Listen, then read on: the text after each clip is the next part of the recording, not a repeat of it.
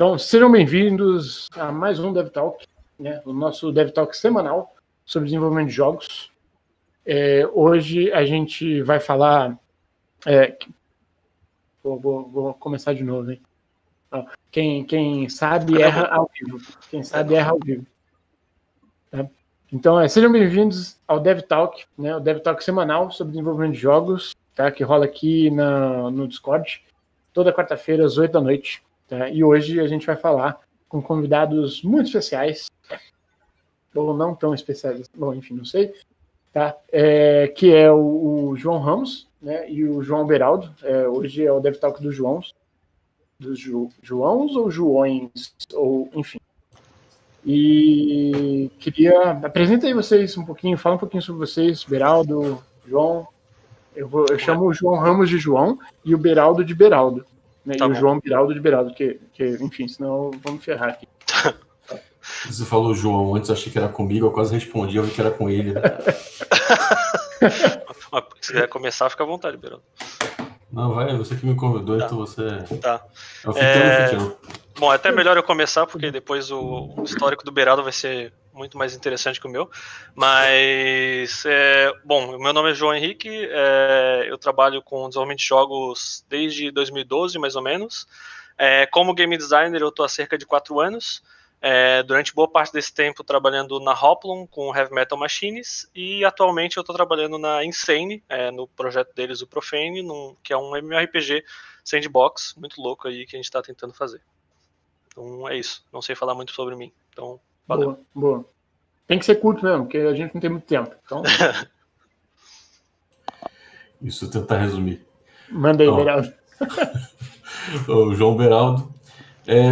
Cara, tô trabalhando com jogos, sei lá, eu acho que de tempo integral uns 13 anos, mas deve ter quase 20. Trabalhei na Hoplon na época do Tecodon, eu fiz uns projetos pequenos antes, fiquei uns 4 anos lá, fui lead GD por um tempo, fui responsável pelo conteúdo por um tempo também, acho que passei por vários momentos ali. Passei um tempo trabalhando fazendo um advergame, jogo para Facebook, jogo por Orkut, freela para estúdio de fora, freela para mobile, acho que um pouquinho de tudo. Passei um tempo também na Teps, fazendo jogo mobile, uns 2 anos lá. Depois entrei na Insane tem uns 2 anos e meio, para montar um time de GD lá. E agora eu sou o lead GD do time. E é isso, fazendo o Profane também no meu RPG. Mas teve bastante tempo, mas fui pelo caminho. Os caras estão realizando meu sonho aqui de fazer um MMO.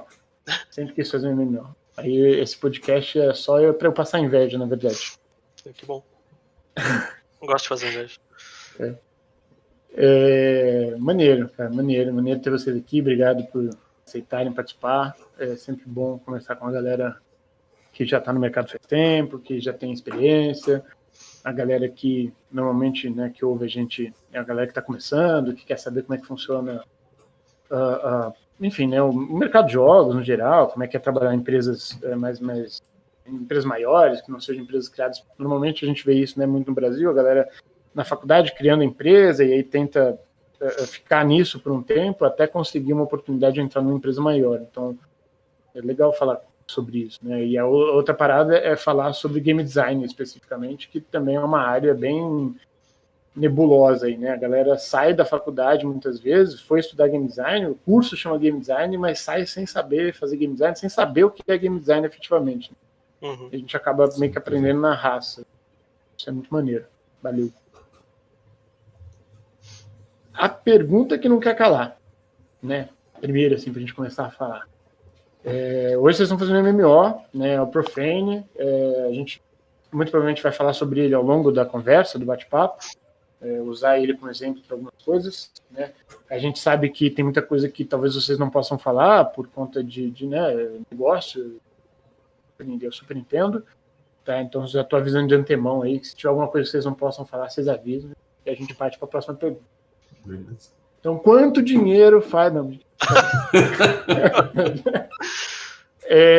A pergunta é, acho que qual que é a maior diferença, assim, de fazer game design, né? De trabalhar com design de jogos online para jogos offline, assim, qual que é o que muda, né? Qual que é o mindset que, enfim, tem que ser pensado que não se precisa pensar quando a gente está fazendo um jogo offline? Eu acho que, começando aqui, né? Eu acho que um dos pontos muito importantes é que quando você está fazendo um jogo offline, você tem muito mais controle sobre a experiência do jogador do que no online, né? Então, claro que depende do jogo online que a gente vai falando, né? Mas num exemplo de MMORPG, onde você tenta dar muita liberdade para o jogador, cria muitos tipos de gameplays diferentes lá dentro, é muito difícil você estar o tempo inteiro conseguindo controlar 100% a experiência daquele cara, garantindo que ele vai ter uma experiência incrível, sabe? Então, esse é um dos cuidados, acho que um dos primeiros que me vem à cabeça, sim, que a gente tem que ter quando a gente está fazendo um jogo online de forma geral, né? E dependendo do jogo, que é realmente o que eu tô falando. No nosso caso, o Profane, o jogo é open world, PVP aberto e coisa do gênero. Você considerar botar uma cutscene pro cara, você tá querendo matar o cara, né? O cara tá vendo a cutscene, ele já morreu 3 vezes ali. Mas também tem um outro lado também, que é a questão do servidor, né? Na verdade, tem muita coisa que você tem que entender como funciona a conexão entre o jogo, o cliente e o servidor, e qual é a velocidade, como é que funciona, quais são as limitações que existem de física, de um monte de coisa que você tem sempre que levar em consideração. Sabe? Tipo, tem certas coisas que é comum no jogo single player e que você tentar colocar aquilo no multiplayer, ou MMO, o que seja, você está matando o jogo, porque é impossível daquilo você funcionar sem travar o jogo todo. Sabe? Então tem um nível de conhecimento que você tem que ter também do funcionamento do servidor, e aqui também depende da tecnologia, né, e o jogo, coisa do gênero, mas você tem que ter essa cabeça ali de entender o impacto daquilo, né. Imagino que não dê para viajar, por exemplo, quero fazer uma skill com um sistema de partículas, com, enfim, uma porrada de elementos, não só elementos visuais, mas também elementos de regras, né, de jogo ali na programação, que vocês tenham que pensar nisso, né? Tipo, quanto tempo vai demorar para o servidor tomar essa decisão, passar isso para os outros jogadores, isso não pode ser lento, não pode ser rápido, enfim, tem várias questões. Acho que o grande caso que você vê aí é física e se o jogo for de ação, sabe? Você olha aí por que o Eevee funciona tão bem há tanto tempo. Porque ele é pontinho e clique. Não tem física. Sim. Você apontou para o lugar, você selecionou o cara, tab target. Você selecionou o cara, tu apertou um botão, ele só rola o dado. Né? Você tenta fazer isso, e aí puxar do Taekwondo 13 anos atrás, eu estava trabalhando com ele, era um inferno. Como é que a gente fazia a nave movendo em 3 dimensões, com velocidade rápida, dando um tiro que tem que saber a precisão de onde é que ele está acertando. Então você tem certas coisas ali que tornam extremamente mais difícil para poder fazer o jogo. Sim. Muito maneiro, porque isso efetivamente impacta o design, né? Se você não tem isso assim, é o que você falou, né? Vai precisar ter servidores mais potentes, vai precisar ter uma comunicação mais rápida, e isso aumenta o custo, né, do projeto. E se você não tem esses custos, você tem que lidar com essas restrições. Então, provavelmente você vai para um jogo que a gente vê vários aí, né, que é tipo jogo de interface praticamente online, que você não tem, né, essas questões. Você começa a ter online, óbvio, ainda é um multiplayer, mas começa a ter partidas assíncronas, né, e não mais síncronas. Você não precisa se preocupar com essas coisas. Então, de fato, é um design diferente. E não é nem só o preço, né, pensando nisso, ele entra também no conhecimento, né? Você tem que ter uma pessoa, mais de uma pessoa, um programador que realmente saque de fazer esse tipo Sim, com certeza, de servidor, né? Não é porque você... não é aquele tipo de coisa assim, eu sei mexer e fazer alguma coisa online e por isso é fácil de fazer tal coisa. Eu lembro de um amigo meu que a sugestão dele vamos fazer um jogo online porque a gente não precisa se preocupar com a IA. E aí ele se arrependeu amargamente com isso. Muito bom. É mais fácil mexer com a IA do que tentar quebrar a cabeça fazendo um servidor. Muito bom. Muito bom. Genial. Ultimamente, depois que eu comecei também a trabalhar com jogo online, eu acho engraçado que todas as interações, você sempre tem que pensar na interação de erro de network, né? Tipo, o que acontece se a pessoa não tiver internet? É muito bizarro. Sim. Você vê isso daí, tipo, o cara, ele abandonou, tá no meio do combate, né? Foi uma conversa quentinha com do Profane, e vai voltar a ter ainda. O cara tá no meio do combate com o cara, e aí você tem aquela sacada, né? Eu vou dar kit aqui porque eu não morro, não sei o que e tal. Aí o clássico deixa o cara lá por um tempo que ele apanha e morre. Mas você tinha que querer conexão do cara. putz, mas aí vai punir o cara porque o cara tava lá. E aí você tem que pensar todo o processo em volta daquilo para ser de um jeito que não puna tanto, mas ao mesmo tempo tem que sacar que vai ter o cara que vai. A gente lembra que fazer de propósito, né? Vai explicar isso. Tipo, se o cara clicar no. Eu me lembro que isso foi uma coisa que chegaram a propor uma vez. Não, se o cara clicar no xizinho ou dar Alt F4, a gente não pune o cara. Eu falei, tá, o cara vai lá e arranca da tomada o computador. Tipo, tá no mesmo, você não tem como checar isso. Então tem um monte de coisinha assim a mais pensamento. Muito bizarro. Muito bizarro. E é foda agradar todo mundo, né? Não dá. Sim. Tem que ir pra. Design costuma ser isso, né? Design você costuma fazer pra maioria, né? Infelizmente. Senão sai muito caro. Sim. Que entra naquela coisa do quando você vai montar um projeto, pensar assim. Quantas pessoas você queria pensar no dinheiro, na parte do financiamento, né? Quantas pessoas você precisa, quantas cópias você precisa vender para pagar o projeto que você fez? E o quanto é viável você se manter dependendo da quantidade de dinheiro que você gastou ali, né? Usando de novo o Profane como exemplo, foi a primeira coisa que eu falei pro CEO, né, quando ele me chamou para conversar. Falei, você entende que fazer um jogo que seja PVP aberto, full loot, é um risco. Tipo, enorme. Tipo, você tem. É um nicho isso. Ok, não ok, a direção é essa. Então, beleza, tudo bem. Você está confortável com a coisa, vamos seguir nessa direção. Mas acho que o importante é isso, você saber se a sua intenção é essa, tá ok em termos de produto você fazer isso, então beleza, vai lá, toca. Mas é sempre um risco que você escolhe assumir ou não, né? Sim. MMO é um risco por si só. E aí, quanto mais nichado você vai fazendo, talvez pior ainda, né? É como se você já começasse a corrida de terminar um jogo no menos 50, e aí cada coisinha que você quer pôr vai ficando pior, assim, é muito louco. Hoje em dia você começa a parecer virou um nicho que tem gente procurando, né? Então, sim. É aquele tipo de coisa que entra assim. Se você tem culhão para poder testar isso e fazer esse investimento, então bora, vamos fazer.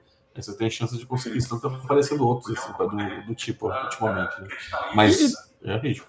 E tá mais fácil também. Hoje, assim, querendo ou não, fazer jogo online, tem tanta ferramenta pronta, tem a Amazon com a AWS, tem, enfim, N questões aí que vão, de certa forma, facilitando. Óbvio que tem custos, né? O custo sempre tem, mas fica bem mais fácil fazer, né, coisas, prototipar até coisas, e, enfim, criar aquela galera que sonha. Acho que essa é a parada, né? Qual que é a mensagem de vocês para quem sonha no primeiro jogo fazer um MMO, fazer um GTA V, fazer um God of War Online? Acho que o primeiro jogo, o segundo, terceiro, quarto, quinto, sexto, a resposta é a mesma, assim, não faça. O 20º, talvez, ainda assim. Isso. Talvez.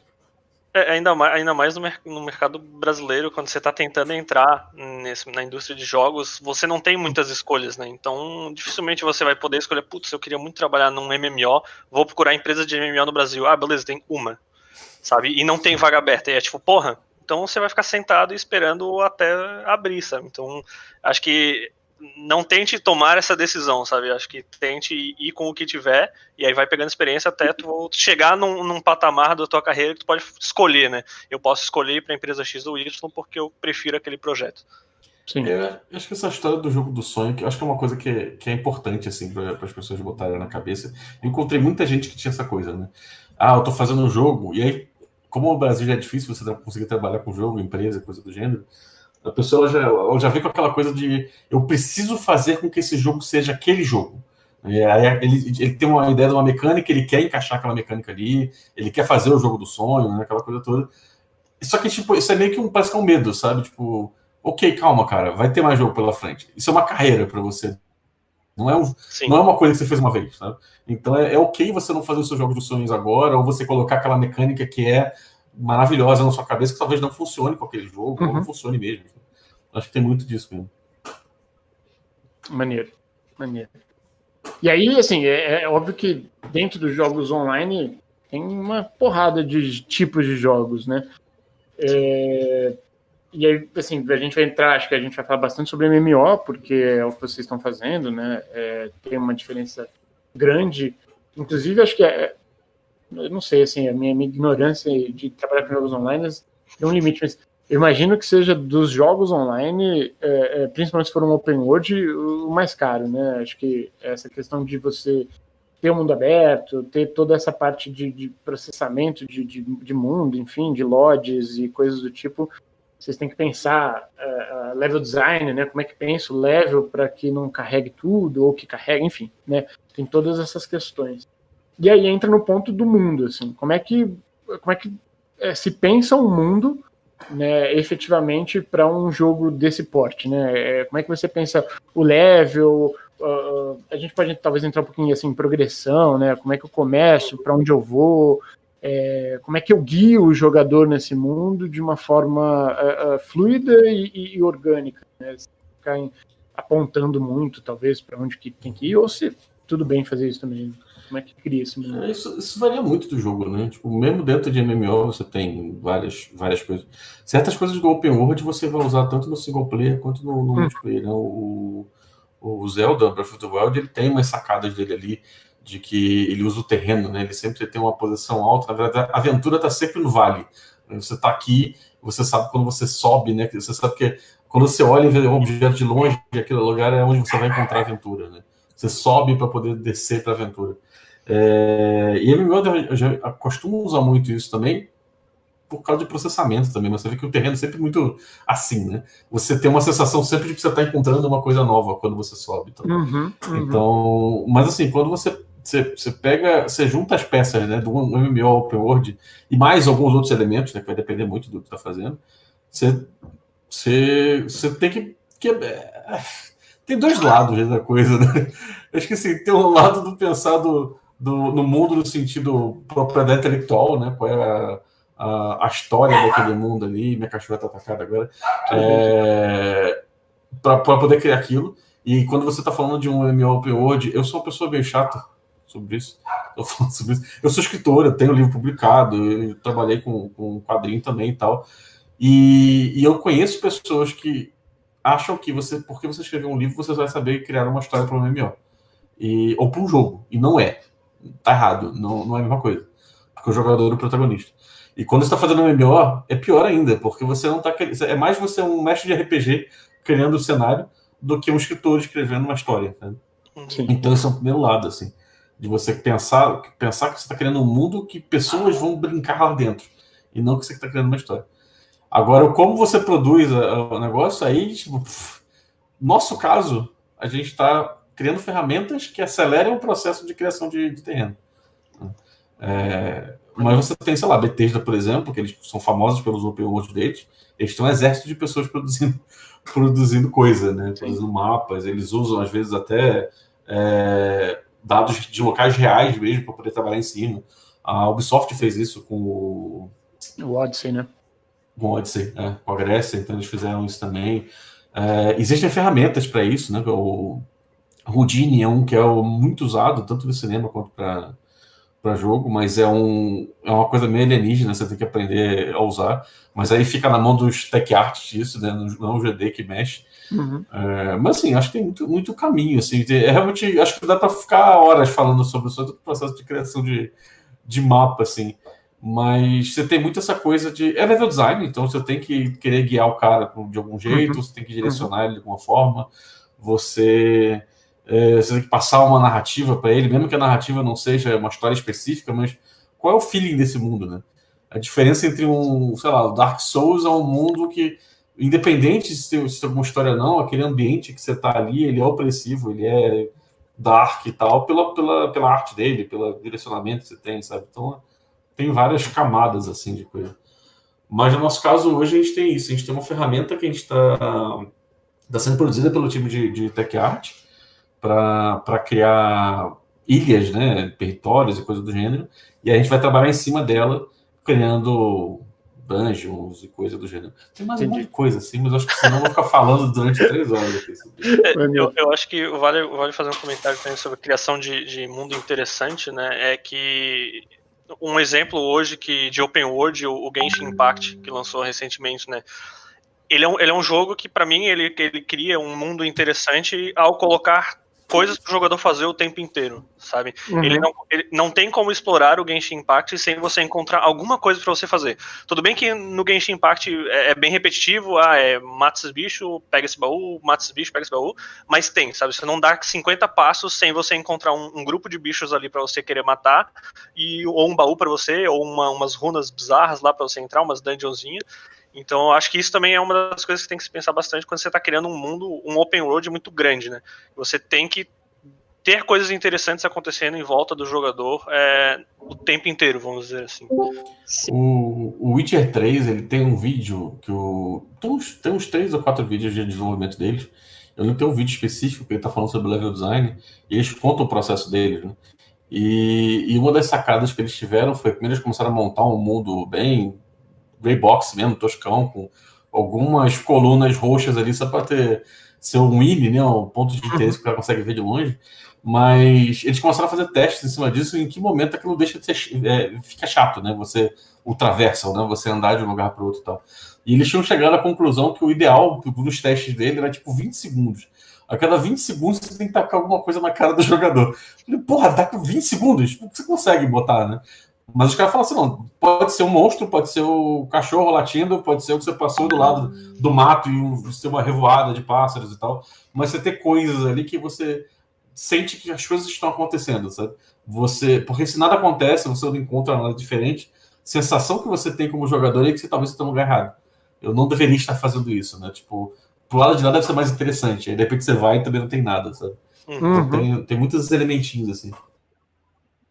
O mundo vivo, né?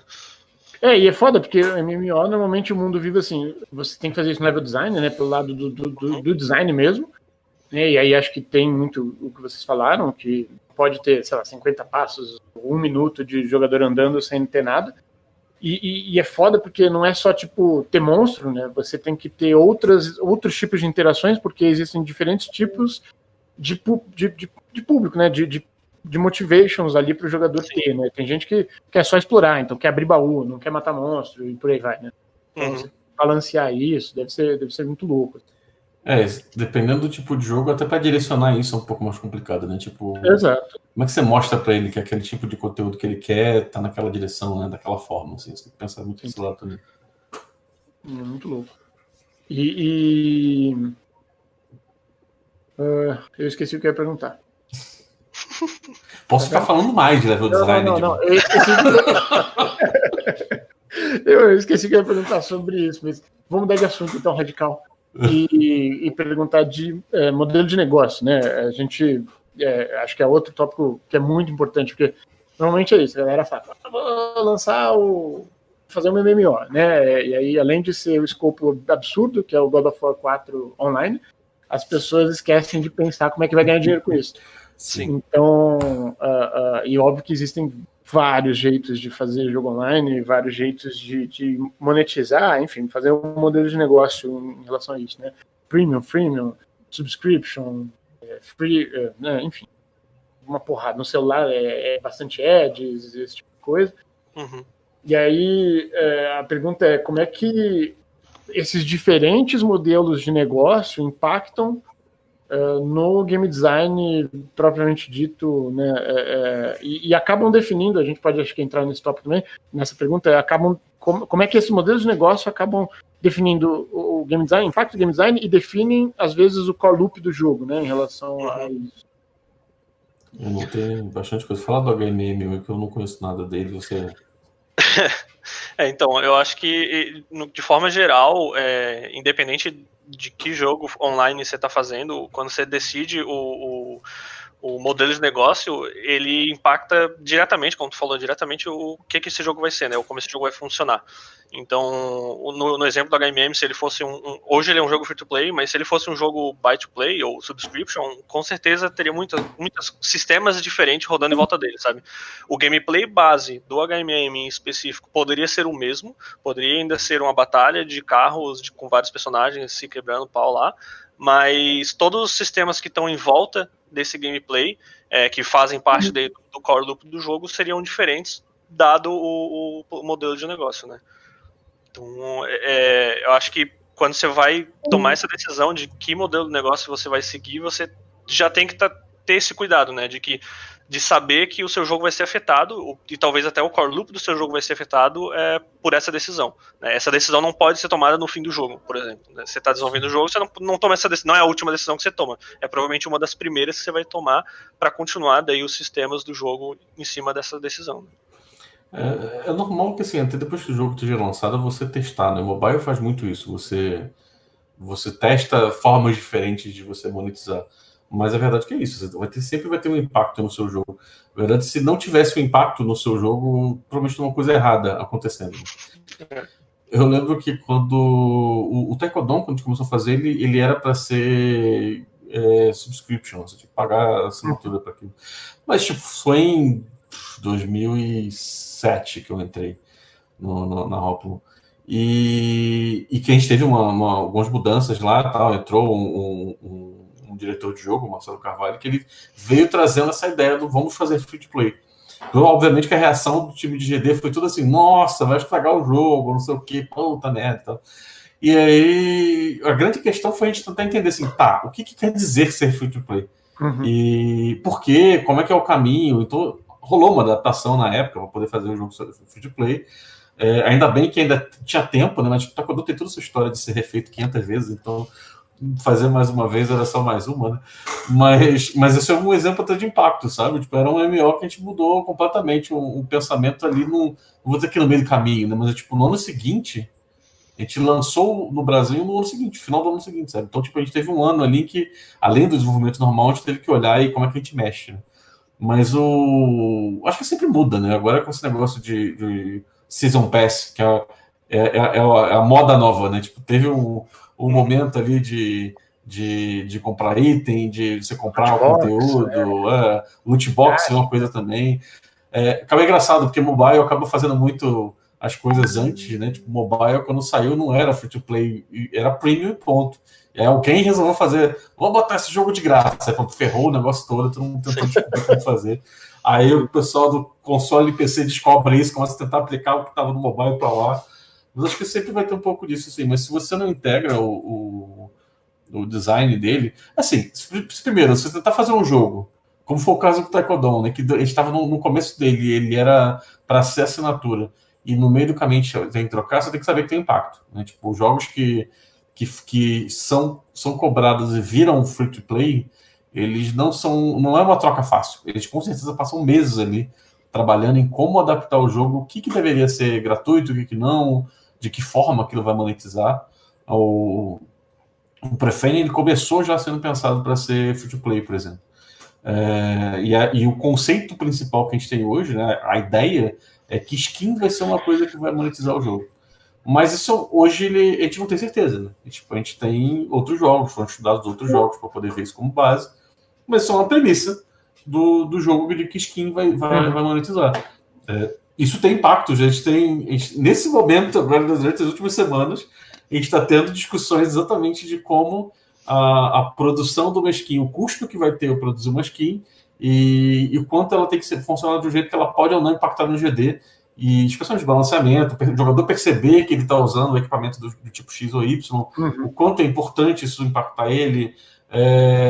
O cara tem que conseguir perceber que você está usando um item raro, porque aquilo motiva o PVP, mas isso limita a arte na hora da skin. Então você acaba tendo. E assim, nunca é um papo de uma pessoa só, de uma área só, né? Envolve sempre várias pessoas ali trocando ideia, vendo, fazer o time de arte fazendo concept para poder testar a possibilidade, depois de repente testar isso dentro de um jogo, ver se funciona ou se não funciona. Existe um jeito, sei lá, de reduzir o preço disso aqui, o custo disso para poder aumentar o preço e ainda é viável. Então você tem, então encontrar uma outra alternativa, sabe? Então assim, tem realmente 1 milhão de coisas e sempre tem.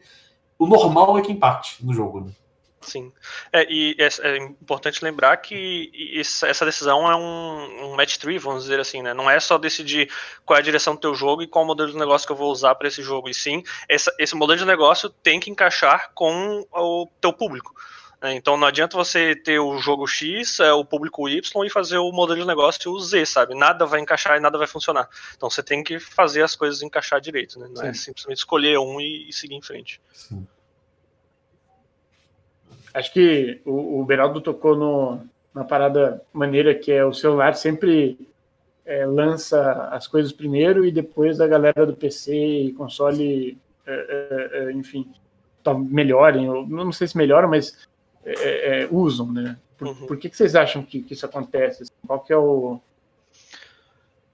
que faz o celular, de alguma forma, estar, sei lá, talvez um passo à frente, pelo menos no mercado freemium, né? Não sei se em todos, mas acho que não, obviamente não em todos, né? Mas nessa questão, assim. Eu não, né, nunca trabalhei no mercado mobile, mas eu ousaria dizer que tem relação com a facilidade de testar mecânicas e sistemas novos muito mais rápido no mobile, sabe? Não necessariamente porque os jogos são mais simples, mas porque é muito mais barato, eu acho. Sabe? Eles produziam todo um sistema novo num jogo que já está funcionando, sei lá, só para testar, ou botar um jogo na rua com um gameplay simples para testar esse novo sistema e ver se faz sentido, sabe? E aí, óbvio, como eles têm um público muito mais fácil de engajar, porque a quantidade de pessoas com celular hoje é gigantesca, eu acho que eles têm métricas muito mais rápidas para poder provar que aquele sistema vai funcionar ou não, né? Agora, tu fazer um MMO inteiro, um MMORPG, por exemplo, inteiro, e usar um sistema de monetização completamente inovador que ninguém viu antes é um negócio extremamente arriscado, sabe? Porque você nunca viu nenhum jogo fazendo aquilo funcionar e você está gastando muito dinheiro no seu MMO para fazer esse teste. Então, acho que a tendência é essa por causa disso. E tem uma coisa, né, que o mobile, assim, tem esse lado, com certeza, os ciclos são mais rápidos, né?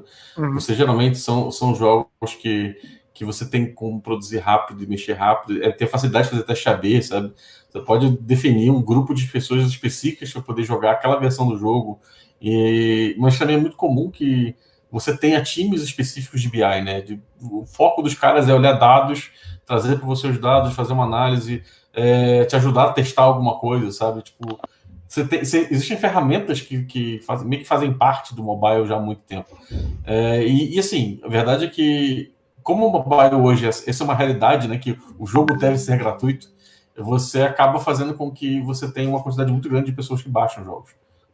Então, ter o seu jogo baixado, eu não vou dizer que é fácil, mas ele é relativamente fácil. Você tem, óbvio que fácil não é, porque hoje em dia, como tem uma porrada de jogo, é muito mais difícil você ser encontrado. Mas acquisition, né? Pois é. Só que acontece que, como você tem muitas pessoas que baixam o jogo, você tem, né, muitas pessoas testando o seu jogo. Então, isso acaba sendo exponencial nesse lado. E assim, a verdade é que muita empresa mobile, ela surgiu não da indústria de jogos. Isso é uma coisa que eu acho que é até interessante comentar. Eu percebi isso na época que eu trabalhava com a Vosto, que eu fazia jogo para Facebook, Orkut e etc., que as pessoas que trabalhavam lá, que criaram a empresa, que estavam lá primeiro, não vieram da indústria de jogos. Eles vieram da internet, né? Coisas relacionadas à internet. Era propaganda, era focada na internet, esse tipo de coisa. Então, trazia uma mentalidade diferente. Foi a mesma coisa, foi daí que migrou as pessoas que foram para mobile quando o mobile começou a ser produzido, sabe? É óbvio que vem, né, de várias áreas, hoje em dia não é a mesma coisa, mas ele vem de um caminho diferente. E aí você percebe que a mentalidade das pessoas, quando começou essa indústria, né, esse pedaço da indústria, tanto com jogos de rede social quanto de mobile, eles vieram pensando de uma forma diferente de fazer. E aí talvez isso tenha ajudado a estruturar um caminho, sabe? Tipo, a King, por exemplo, eu tenho amigos que trabalham na King, né? E eles têm um time de business intelligence monstruoso, que o foco deles é esse. Tipo, os caras estão lá o tempo todo pegando os jogos, até os mais antigos, e fazendo o teste, pegou uma feature do jogo tal, tacou lá dentro, tentou ver se adapta, já testa, já chega pro time que desenvolve falando assim, ó, fizemos um teste com isso aqui, esse troço daqui funcionou. Testa um de vocês aí. Sim. Então você tem toda uma rede assim de coisa que já funciona pensado nisso, né? Inclusive BI é uma coisa que começou a ser puxada para dentro dos jogos, especialmente os online de PC e console, tirada também do mobile, né? Tem esse ciclo assim da coisa surgindo num lugar e sendo adaptada para outro. Eu acho muito maneiro o talk do post-mortem do Subnautica, que eles falam um pouquinho, tipo, eles não falam de BI efetivamente, mas eles falam de algumas coletas de dados que eles fazem ali no jogo deles, que eles vão moldando o jogo com base nisso, né? Então eles veem que o usuário quer ir lá o jogador quer ir para a nave, né? Quando antes não tinha como ir, porque era só um fundo ali, esqueci o nome, enfim, mas era só uma imagem de fundo ali. E aí eles falaram, pô, a galera quer ir pra lá, vamos fazer. E eles foram e desenvolveram a nave com coisa lá dentro, tá? Eu acho muito maneiro. Isso é BI, né? BI, e óbvio que o celular é totalmente isso. Mas é legal ver os jogos de computador, jogos de console começando a usar isso de alguma forma, né? Fazer meio com um live ops ali de como implementar coisas novas, fazer atualizações no jogo com base nisso. Que a verdade é que, assim, às vezes você tem comunidade, a comunidade ajuda, né? No sentido de você investigar ali o que está acontecendo na comunidade das pessoas. Só que as pessoas têm a tendência a falar, elas não falam o que realmente acontece, né? Elas falam o que elas lembram. Então, assim, se você não tem algum tipo de dado puxando ali para você poder bater, sabe, entre as coisas ali para ter certeza, o cara, você vai de repente seguir no caminho errado. Você vai até investir num tempo em mexer ou criar uma mecânica, alguma coisa do tipo, baseado só em feedback falado, que talvez não seja, ou é aquela coisa, né? Tipo, geralmente a pessoa que fala é que tá reclamando. A pessoa que tá satisfeita, ninguém fala porra nenhuma, né? Sim. E às vezes você tem lá 5 caras falando, reclamando da mesma coisa, e você fala, putz, tem que fazer isso aqui. Só que eram 5 em 5 mil, sabe? Exato. Os outros 4.980 tá de boa, os 95 tá de boa, sabe?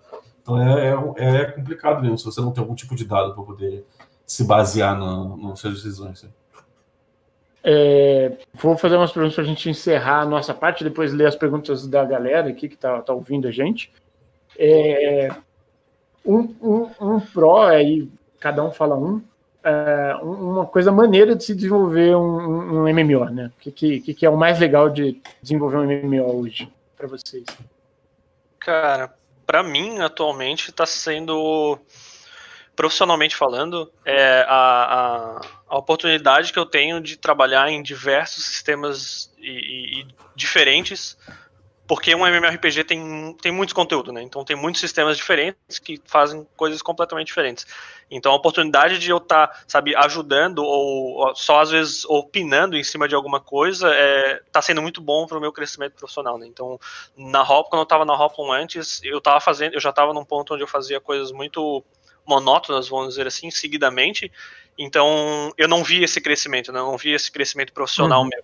Quando eu entrei na Insane e comecei a trabalhar, a fazer coisas muito diferentes, eu comecei a ver, caralho, ainda tem muita coisa para eu aprender, sabe? Eu tava muito parado num lugar só. Então acho que esse, para mim, é um dos prós de trabalhar com MMORPG, por enquanto. A possibilidade de trabalhar em, enfim, economia, level design, combate, maneiro. Com certeza, o tamanho, né, do projeto, ele realmente permite fazer muita coisa, assim. Eu não sei responder uma coisa muito específica, não, sabe? O que te faz levantar da cama todo dia, Beraldo? Para trabalhar no despertador. O salário é muito bom, né? O despertador também faz sentido. Não, mas assim, cara, eu acho que tem 2 camadas, assim, minha resposta. Existe a camada, estamos no Brasil, né? Tipo, e aí eu vou falar de novo, vou puxar a carta da velhice, da idade, falar assim, eu passei por vários momentos na indústria de jogos brasileira, né? Tipo, de começar tempo integral, né, em 2007, janeiro de 2007 com o Taekwondo, mas eu já fazia projetos antes. Aconteceu 1 milhão de coisas nesses 13 anos, sabe? Nesses 20 anos, praticamente. Teve empresa, a gente teve uma Ubisoft no Brasil. 2, na verdade. A gente teve em São Paulo e em Porto Alegre, sabe? Tipo, a gente teve a EA, teve Disney, sabe? A gente teve muita coisa aqui. A Glu, ela foi muito forte. Inclusive, o Blood and Glory, que é um jogo que fez muito sucesso, foi feito no Brasil. Tipo, então você teve muitos momentos, mas você também teve um período meio Dark Ages, sabe? Da indústria brasileira. É tipo o level design que você descreveu do... Tipo, ali 2011, 12, 13, 14, foram períodos meio sombrios, sabe? Então... Now recording. Eita, tava gravando alguma coisa. O Craig tinha caído. Voltou. Mas o que acontece é que, assim, eu não tive tantas oportunidades de trabalhar num projeto grande que eu vejo como um mega desafio, sabe, no Brasil.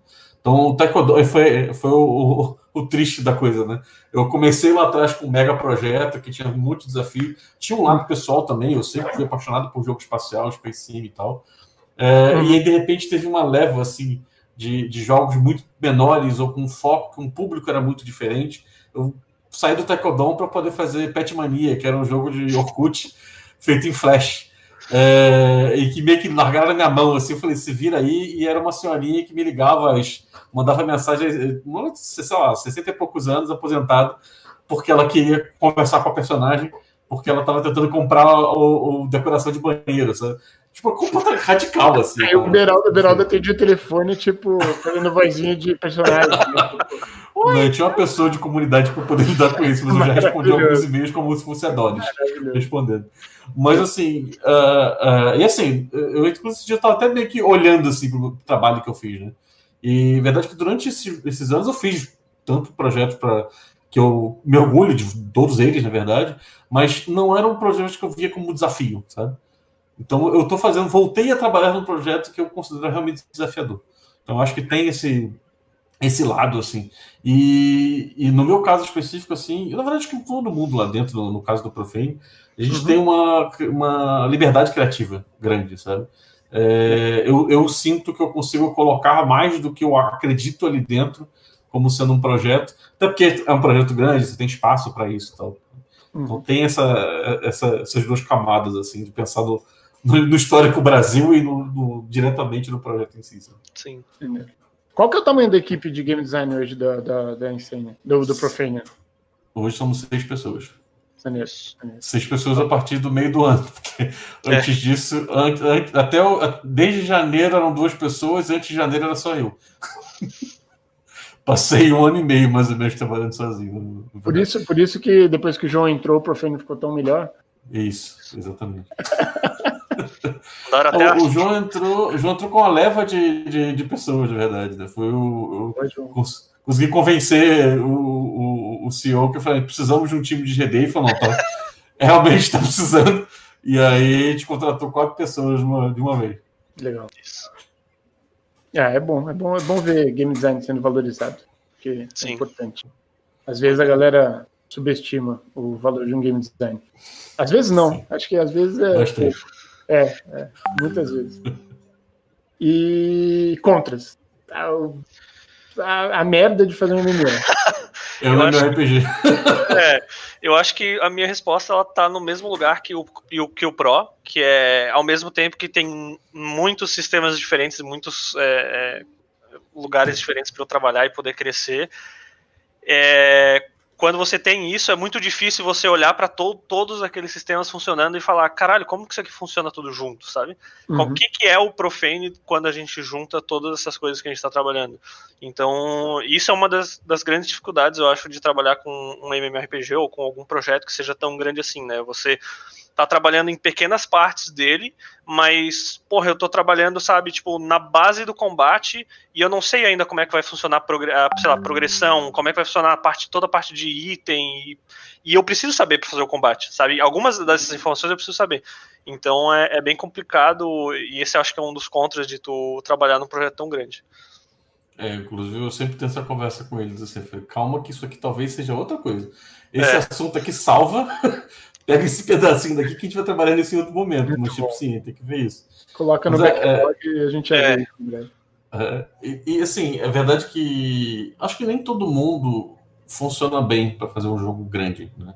E é isso, independente se ele é um MMO ou se ele é um AAA, sabe? Lá fora, inclusive, é muito comum que você tem que ser bem especializado, né? Tem amigos que são especializados ao extremo, do meu ponto de vista, né, que trabalham lá fora, que eles trabalham numa coisa tipo específico do específico. Eu não consigo nem me imaginar trabalhando só com aquilo durante anos, né, fazendo aquilo. Nossa, tipo, não é um pouco mais amplo isso?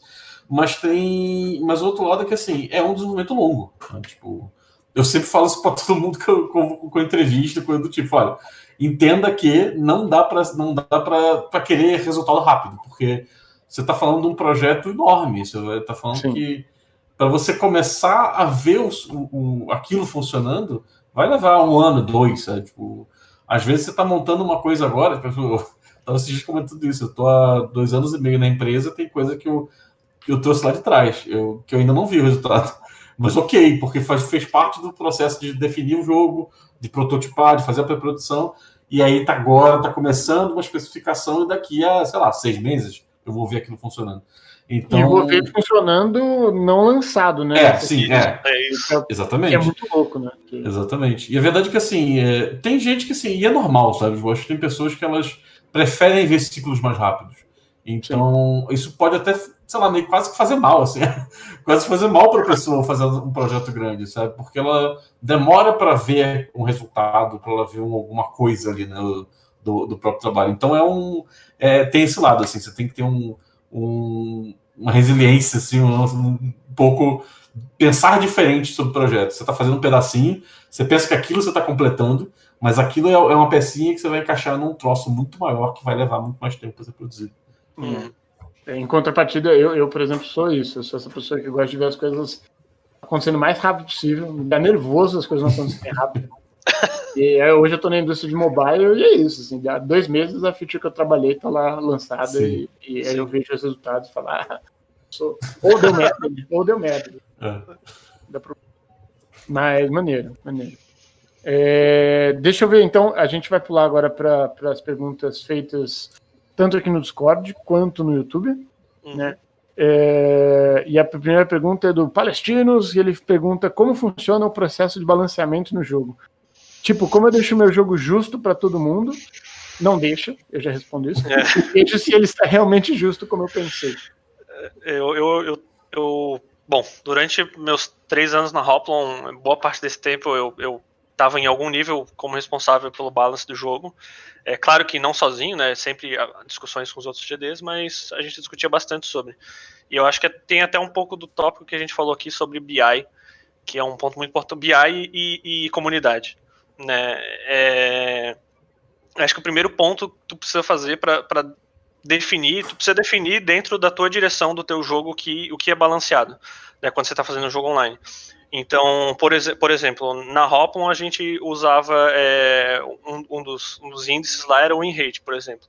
Então a gente definia o quanto de win rate para um personagem a gente considerava o aceitável para aquele personagem estar dentro de um balance, né? Então ele, obviamente, sempre tentava deixar dentro de um nível dentro desse win rate, mas e aí entra o ponto da comunidade, que é quando você cria um processo, vamos dizer assim, dentro do seu jogo ali, do seu desenvolvimento, do que define o que é balance, a comunidade pode não concordar com isso.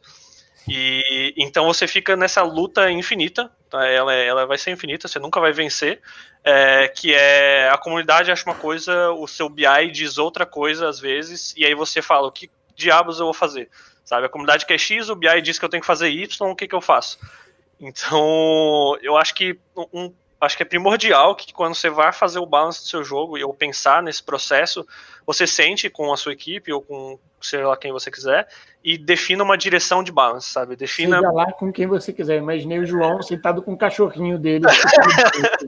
Eu sentado nessa linha sozinho lá definindo. Não, mas defina bem definido, sério, realmente bem definido, escrito à mão, se for preciso, e assinado, do que é o seu jogo balanceado e siga aquilo à risca, sabe? Claro que você sempre tem que ouvir a comunidade de qualquer jeito, porque eles podem estar puxando algumas coisas que não são necessárias. Eles falam que é balance, mas na verdade às vezes não é, às vezes é só tipo, um personagem é muito frustrante de jogar contra, na verdade ele não é muito forte, ele só é muito chato de jogar contra ele. Então você tem que estar sempre de olho na comunidade de qualquer jeito. Mas acho que a minha principal dica é isso, crie essa direção, essas diretrizes de balance para o seu jogo e siga elas à risca. E use muito BI. BI eu acho que é muito importante para isso. Claro que vai depender um pouco de qual jogo online você está fazendo, de qual índice você vai olhar daí, mas é extremamente importante. Eu estava conversando com uma amiga minha que um pouco antes de começar aqui, eu estava contando de um caso que eu acho que foi o Destiny 2, eu acho. Que ele teve um caso entrou uma escopeta nova no jogo, e os jogadores todos falando que, nossa, tá roubada essa arma, não sei o que, tá matando todo mundo. E os caras foram olhar os dados e falaram assim, cara, mas causa o mesmo dano que aquela outra ali, o mesmo alcance, e não faz sentido. Aí, tipo, eles foram olhar BI e realmente, pelo BI, tava mostrando que os jogadores que usavam escopeta X, elas matavam mais que o jogador que com a escopeta Y. Porra, não é possível. Os caras descobriram que o efeito visual e sonoro que eles colocaram naquela escopeta ele dava uma sensação de mais força. de uma porrada maior. E aí, não só o jogador ele achava que por balanceamento que aquilo estava mais forte, mas o jogador que usava aquilo, ele se empolgava mais jogando o jogo. Porque era a única justificativa plausível, porque ele se empolgava com o poder que ele estava ali, a percepção de poder, no caso, e aí ele se tornava melhor, ele dava um buff primeiro. Era um buff de jogador a parada. E ele realmente conseguia matar mais gente, porque ele acreditava que aquilo estava acontecendo. Então a verdade é que assim, dados vão ajudar, a comunidade vai ajudar, mas tem muita coisa que assim, é magia, assim, tá? Como o João falou, assim, você tem que começar com uma premissa de balanceamento, sabe? Você tem que ter umas coisas do tipo, o combate tem que durar tanto tempo, deve ser impossível o cara matar num tiro o outro, sabe? Esse tipo de coisa. Mas a verdade é que tem alguém, pessoa comentando, sempre suspeitei da escopeta. Mas a verdade é que assim, também vai depender muito do jogo, né? Tipo, sim. Se você tem um jogo de estratégia, né? E voltando pro caso do Eve, por exemplo, é muito mais fácil, ou melhor, é menos difícil você balancear o jogo.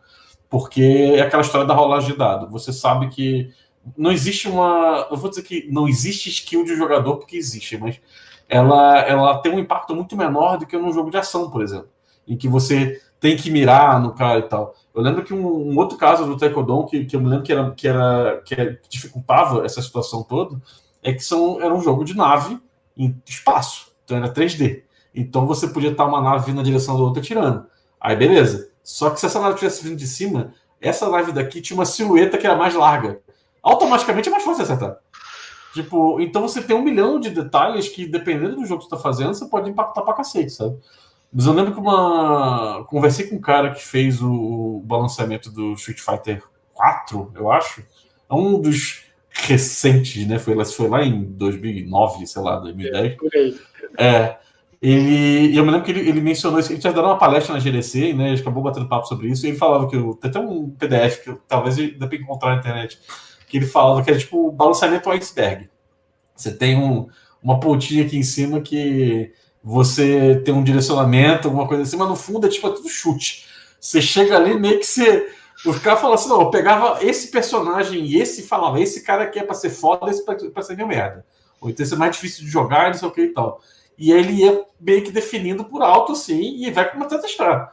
E vai testando. E às vezes você vai percebendo que isso aqui, putz, não funcionou tão bem, então eu vou mexer no atributo, sabe? Então, rola muito intuição, chute, magia, sabe? E BI sempre ajuda a direcionar você para que lado você tem que ir. Mas a verdade é que é isso, tipo, você nunca vai ter uma certeza do que você está fazendo. O balanceamento quantitativo, né, que é isso aí de BI, Data Science, toda essa parte, e o balanceamento qualitativo, que é a percepção do jogador, né, de essa parada da escopeta. Acho que teve o caso no Counter também, né, de AK acharem que é mais forte porque ela tava, enfim, o barulho era mais alto. Assim, tudo. Cara, esqueci o que eu ia falar. Tudo bem. Enfim, então, quando você vai balancear um MOBA, você tem que entender também que às vezes o processo de balance nem sempre ele tá ali só para tentar fazer o seu jogo ser 100% balanceado, porque o seu jogo nunca vai ser 100% balanceado, principalmente se você tá falando de um MOBA, né, ou de um Street Fighter da vida. Sempre vai ter o cara que tá mais em cima e o cara que tá mais embaixo, claro que dentro daquele range que você quer nos seus números, né. Então, é possível que às vezes todos os seus personagens, por exemplo, estejam dentro do range que você definiu que era o bom de balance, mas ainda assim você queira ir lá e fazer um balance, mudar os valores dos personagens dentro do jogo para variar esse balance, né. Então, o personagem estava mais lá embaixo, agora ele tá mais no meio, o personagem estava em cima, tá mais embaixo. Então, isso é importante também para os jogos como o MOBA, isso é muito importante, né? Para a rotatividade dos personagens estar sempre rodando. O balance nesses jogos, ele também é uma ferramenta de live ops, né? Porque é isso, você muda os atributos de alguma coisa, de algum personagem que estava ruim antes, ele vira o meta, e as pessoas que antes não estavam jogando, agora voltam a jogar, né? Então você tem, quase que um content free, mudando estatísticas e atributos de personagens, né? Então, às vezes acho que é intencional, às vezes não, né? Com certeza é intencional em vários jogos.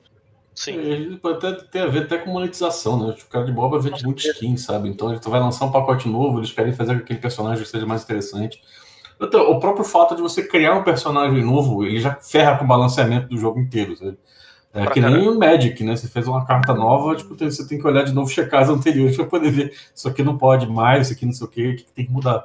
Então, tem todo um... Eu lembro quem estava conversando esses dias falando sobre isso, que geralmente, eu não lembro se era o LoL ou se era o Dota, joga o personagem, geralmente ele é meio jogado para cima dos stats dele para ser bem roubado, porque eles querem que a pessoa jogue aquele jogo, teste bastante, depois eles dão uma nerfada para poder ajudar a ir entendendo qual é o impacto que aquele personagem tem de ser testado rápido dentro do jogo. Muito bom.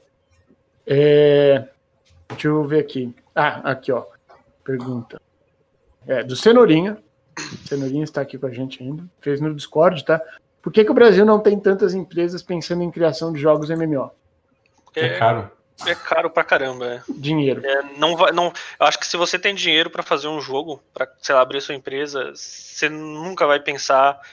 Claro que existem pessoas que têm muito dinheiro e querem fazer isso, mas se você tá genuinamente querendo abrir uma empresa e fazer ela dar certo, você acho que não começa fazendo um MMO, sabe? Você começa fazendo algo pequeno, não tão ganancioso, que você consegue ver o resultado mais rápido e, sabe, pra crescer. É verdade que, assim, dinheiro é óbvio que é a resposta mais rápida, assim, né? Mas é verdade que a gente não tem muita gente no Brasil que tem experiência pra isso, cara. Tipo... Tem isso também. Eu fiz 2 MMOs, eu tô longe de ser um cara muito experiente, sabe? Tipo, a verdade é que, assim, você tem a ver com dinheiro, né, no sentido de que você precisa ter gente sênior dentro da empresa para fazer isso. E a verdade é que é muito difícil você ter pessoas sérias no Brasil, porque o mercado lá fora te chama, sabe? Atrai as pessoas. Acho que da época do Taekwondo, a gente teve uma época que chegou a ter, acho que se somasse o pessoal de marketing, coisa do gênero, de publicação, etc., a empresa ter chegado a quase 200 pessoas, sabe? Se você olhar hoje, as pessoas que trabalharam naquela época, a grande maioria ou pararam de trabalhar com o jogo porque não existia um mercado para isso, ou foram para fora, sabe? São pouquíssimos que ficaram aqui. E a maior parte dos que ficaram acabaram de abrir empresa também, mas fazendo jogos muito menores. Sim. Então, assim, você tem que entender qual o tamanho do buraco que você está se metendo, né?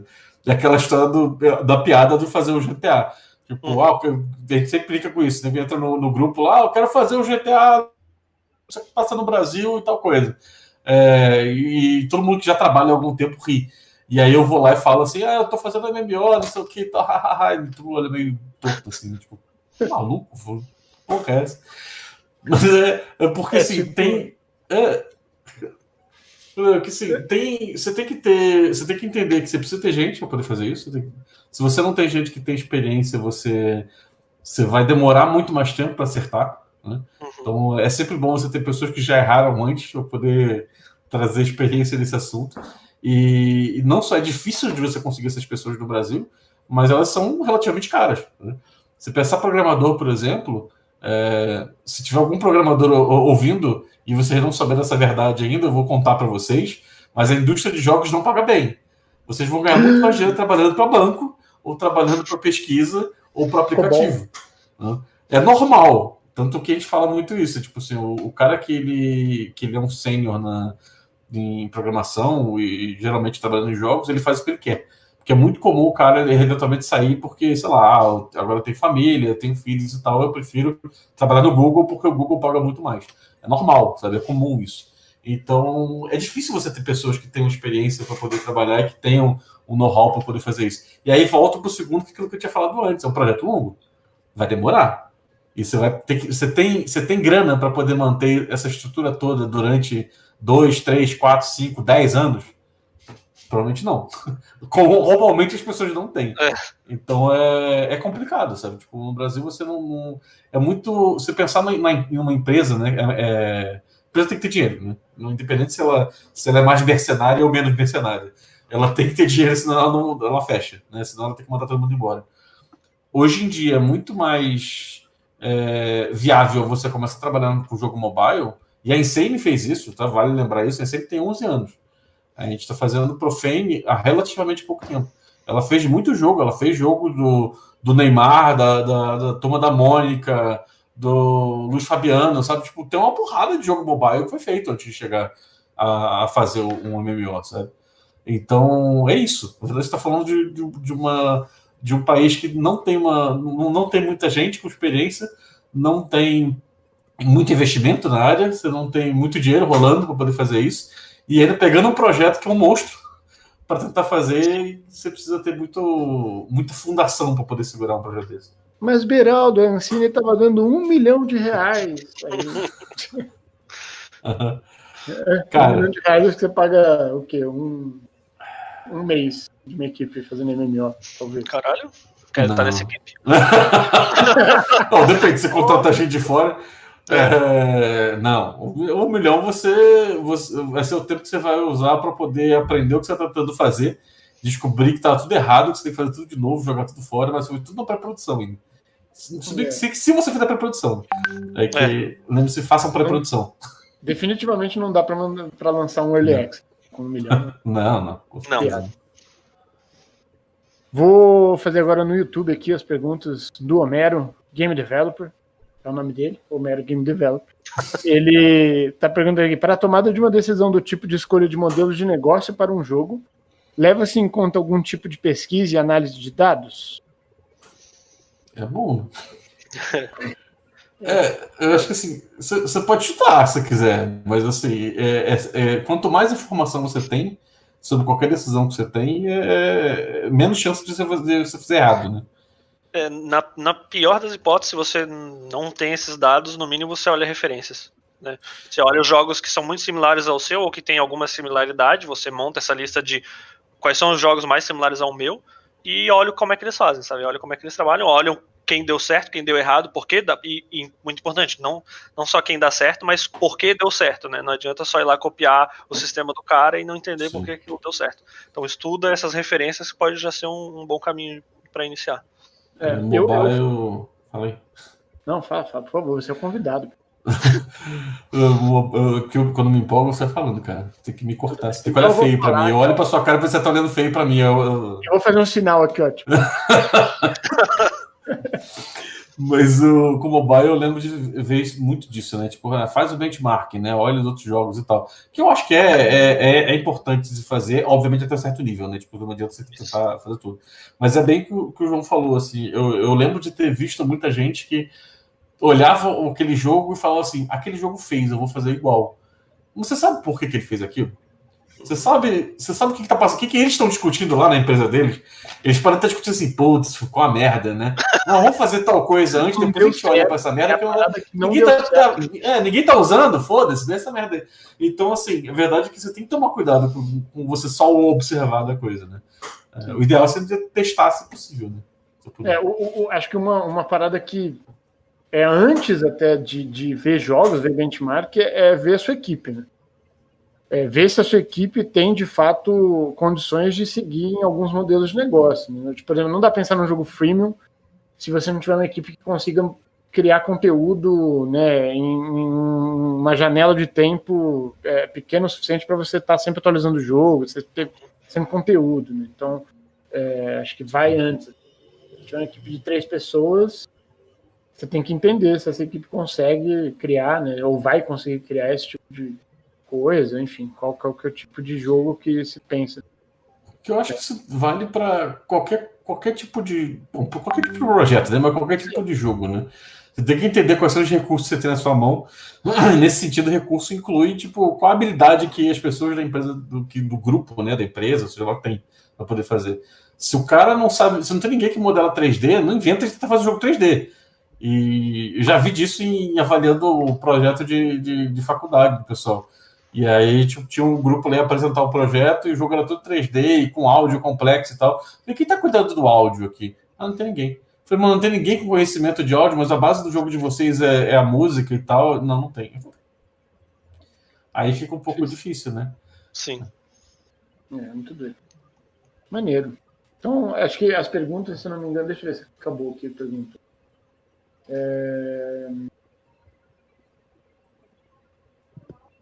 Se fosse para vocês começar hoje do zero, do Homero também, Game Developer, e criar um game e tentar ganhar alguma coisa com isso, o que vocês fariam? Que engine, que linguagem? Comprariam assets? Que mercado? Que plataforma?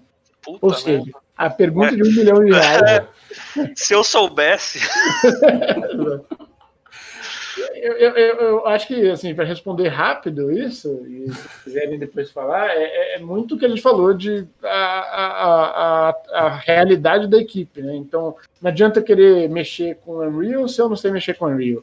Né? Não adianta eu querer fazer o jogo online se eu nunca fiz nada online. Não adianta. E tudo isso já começa a restringir. Né? Então, basicamente, assim, começar do zero significa que você nunca fez um jogo. Né? Então, vai para a coisa mais simples possível. Né? O que você faz bem? Se você quiser fazer um jogo de cubos ou quadrados em 2D e conseguir fazer alguma coisa interessante com isso, é o melhor dos caminhos, na minha opinião. Sim. E entende, porque, assim, as chances de você fazer um primeiro jogo e dar certo existe, mas são baixíssimas. Assim. Então, usa os seus primeiros projetos para entender o que você consegue fazer, o que dá certo, o que dá errado. E falar, isso deu certo, então uso no meu próximo jogo. Isso deu errado, então não faço no meu próximo jogo. Tem o Torchlight, eu lembro que na época que ele saiu, o primeiro Torchlight, né, lá atrás, que os desenvolvedores falando uma coisa que eu achei uma sacada muito boa, né? O objetivo deles era fazer um MMO. Né? Só que eles falam assim, a gente não vai fazer um MMO de primeiro, senão a gente nunca vai sair lançar um jogo. E aí eles fizeram o Torchlight, que é um jogo single player. E eles viram que assim, porra, legal, aprendemos muita coisa aqui. Vamos fazer o Torchlight 2, que é co-op. E aí agora tinha um multiplayer, você podia jogar. E depois, eventualmente, vinha o 3, que eu nem sei. Se já saiu o 3, eu não lembro. Acho que já tem elemento de MMO, né? Já. Então, assim, foi um exemplo de processo em que, obviamente, os caras não chegaram também sem nenhum conhecimento, né? Tipo, os caras já tinham alguma experiência, mas para chegar até o projeto maior que eles queriam, na verdade, levou, sei lá, 10 anos. Né? Enquanto isso, eles foram fazendo projetos que foi aumentando. Tem um desenvolvedor brasileiro, o Walter Machado, que talvez saibam quem é, conhecendo dos jogos dele, né, o Bermosh. Ele faz isso, né? Tipo, acho que também deve ter uns 10 anos já que ele tem feito isso. Ele lançou o primeiro jogo, que era o Gearcrack Arena, que ele era bem simples, ele não funcionou tão bem, mas ele aprendeu com aquilo, e depois ele lançou o Ubermosh, que usava uma base daquilo ali para poder fazer, e aí ele foi lançando Ubermoshs em cima de Ubermosh. De vez em quando saiu um jogo novo ali, mas ele sempre ia aumentando com novas mecânicas. Ele tem um público cativo dele. Ele vende muito bem dentro daquele público dele. Talvez hoje isso não funcione tão bem no mercado. Ele pegou um momento bom para isso, quando o Steam começou a abrir para isso. Mas é um exemplo, sabe? Dá para poder pegar por esse caminho também. A verdade é que é aquilo que eu estava falando, né? Depende de quais skills que você tem. Eu tenho meus projetos pessoais que eu faço no meu tempo livre.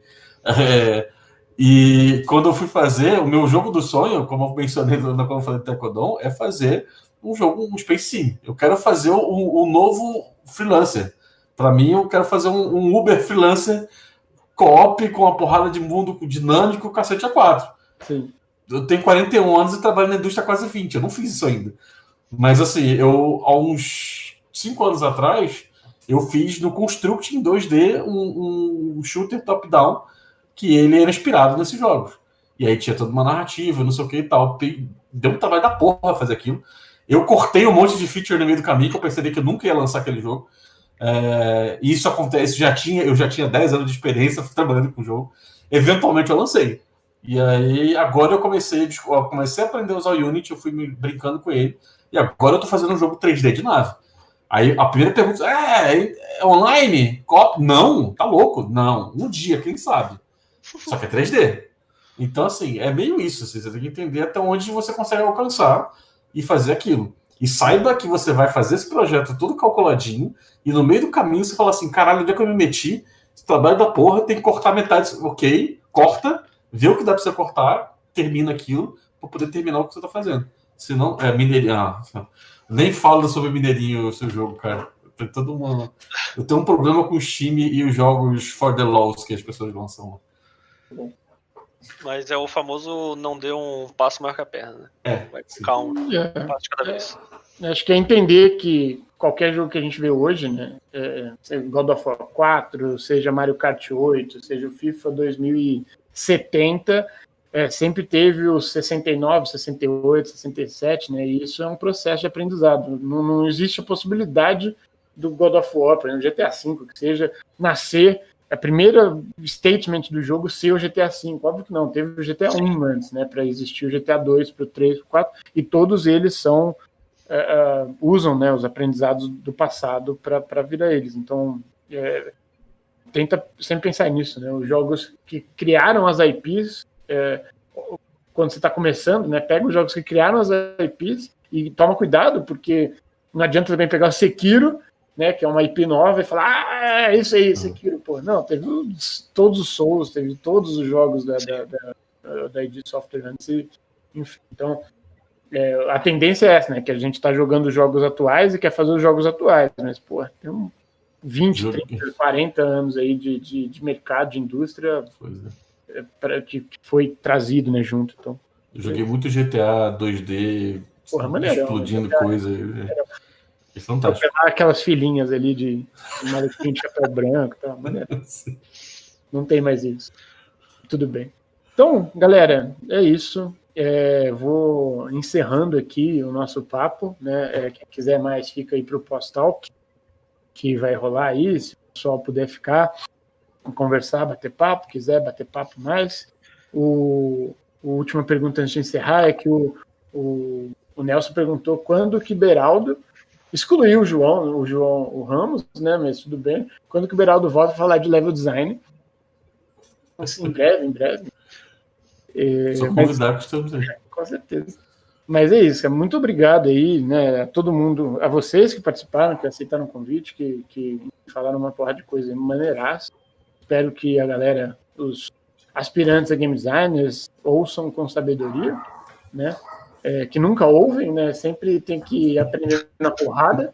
Sim. Mas a gente está fazendo a nossa parte aqui, tentando ajudar. Então, obrigado vocês aí pelo tempo. Obrigado a todo mundo aí que ouviu a gente ao vivo, né? Que está agora no YouTube. Tem 13 mil pessoas assistindo a gente. Divide por mil, mas tá tudo bem. É só assim que a gente ganha mais gente. Sim. Tipo aquelas filas, né? Que você não sabe o que é, você só entra e... Sim. E aí, assim, quem não teve oportunidade, né, e ouve a gente pelo Spotify também, obrigado, né, e toda semana a gente volta, quarta-feira, às 8 horas, falando sobre algum tema novo, né, semana que vem a gente vai falar sobre áudio, né, com o Léo que é um outro host aí também, ele vai trazer uns convidados maneiros, falar de áudio, de jogos online, né, o tema que a gente está falando agora, acho que nesses próximos 4 episódios vai ser sobre jogos online. Então a gente vai entender os desafios de compor música e sons para jogos online também. Beleza? Então, mais uma vez, Beraldo, obrigado. João, valeu. Eu agradeço pelo convite. Vocês querem fazer um jabá aí? Faz um jabá de final. E a gente... Sim, jabá. Eu vou fazer jabá diferente. Eu vou fazer jabá dos meus livros, né? Com certeza, cara. Não, mas tem no meu site, se quiser dar uma olhada, jmberaldo.com, mas eu sou autor, eu tenho livros de fantasia, ficção científica, um de terror também, então tem alguns livros publicados, se quiser dar uma procurada depois ou no meu site ou na Amazon, você encontra meus livros por aí. Não são jogo, mas eu gosto de transformar os universos que eu crio em multimídia, então, na verdade, aquele jogo que eu falei de 2D de nave, o novo 3D, é ligado a 2 livros meus de ficção científica. Estou com outro projeto que está parado também há muito tempo, mas também relacionado de fantasia. Então, aproveita o momento sempre, porque escritor do Brasil é pior do que game designer no Brasil. Então, acha que game designer está ferrado, você não sabe o que é o escritor. Então, eu tenho que aproveitar esse momento para fazer propaganda também. Mas o cara tinha a opção de escolher um side track ali, né? Olha, ele escolheu game design e ele falou, não, onde eu vou me fuder mais? Não, eu escolhi todas as coisas possíveis de errado, porque eu comecei a ser web designer e todo mundo faz site, e aí eu fui fazer curso de história, e todo mundo sabe história, é só poder ler um livro, sabe? E aí eu fui tentar ser game designer, mas todo mundo faz também, e tal, não sei o quê. E é escritor também. Não, mas escritor qualquer um escreve um livro. Então, assim, eu sou o ferrado mesmo, né? Não tem jeito, não. Mas deixa depois, João, o João, olha lá, tá vendo? Beraldo. Agora era o Beraldo, eu achei o João. Os links dos seus livros, do seu site, enfim, das redes sociais também, deixem tudo aí no chat do DevTalk, que depois o pessoal consegue acompanhar. João Ramos, agora. Eu não tenho nada pra vender, sou um fudido mesmo. Mas se vocês quiserem comprar o meu corpo, fiquem à vontade. Tô aceitando bids aí a partir de R$100. Pô, cara, tá barato. Depois eu deixo meu Twitter ali que vocês podem mandar uma DMzinha lá. Tá justo. É isso. Beleza. Então tá. Valeu, pessoal. É Valeu. isso, encerramos aqui. Até a próxima. Obrigado. Beleza. Falou. Falou.